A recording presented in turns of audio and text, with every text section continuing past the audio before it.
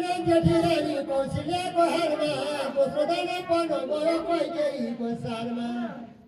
कान्छीरानी सुबेर राजा धन्दातिर गएको दरबारको भित्री चोकमा भान्चे भनिरहेको त्यो भान्सामा पुग्दा त्यो भान्चे बढेर आएको बेलामा त्यही बेलामा क्या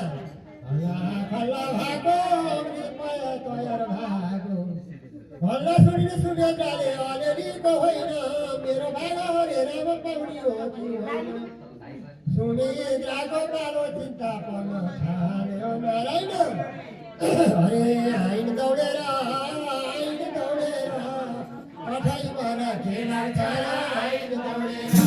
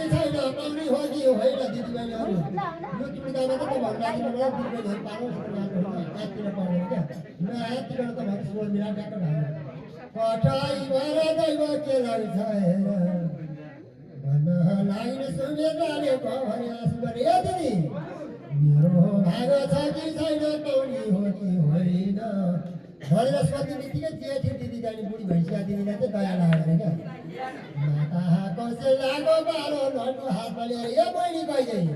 हामी मात्रै खाएर के ठुली मानिस हुँदैछ भने